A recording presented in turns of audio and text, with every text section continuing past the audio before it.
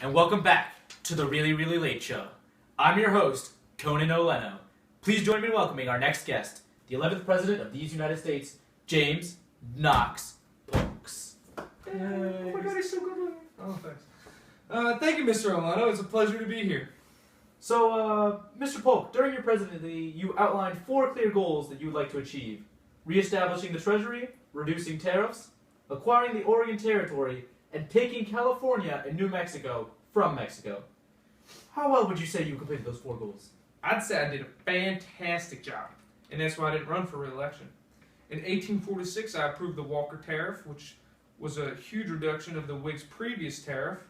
I also approved a law under which government funds would be housed in a national treasury instead of private banks. Under my administration, the Oregon Treaty of 1846 was signed, and the United States northern boundary was established at the 49th parallel. And we dominated Mexico in that war, thus acquiring many new territories.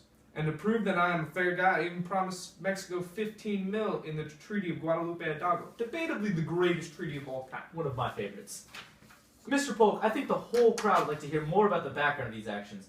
Why was it necessary for the United States to get involved with Mexico? It all started when Mexico stopped being New Spain and became Mexico, after gaining their independence from Spain in 1821.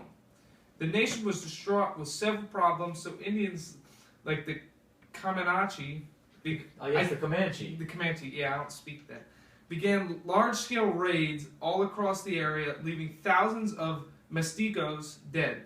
President Tyler's administration suggested Mexico cede California and Texas, but Mexico refused. Tyler felt that Texas should be annexed because Americans in Texas, like the Austin family, wanted to be part of the United States. Yes, Moses and Stephen Austin, who were given exclusive rights to land in Mexico by the government. But that was all before the Alamo, wasn't it? Yes, the Alamo, where 200 brave Texans fought and died for their independence against Mexican dictator Antonio Lopez de Santa Anna.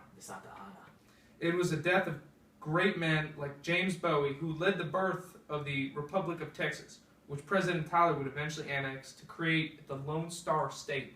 Then you would expand upon his expansionist policy. I suppose it was this expansionist policy that allowed you to defeat the Whig Party candidate, Henry Clay, in the election of 1844. Yes, it was definitely a tough race, but as I've always said, the presidency should never be sought after or declined, and that is why I had to accept it in 1844 when the American people voted for me. It is also why I felt justified going to war with Mexico. Of course. It's just a shame that men like former President John Quincy Adams and some other Whigs in Congress voted against your declaration of war and expansionist policies. Well, that's all the time we have. Thank you for stopping by, Mr. President. It was a pleasure.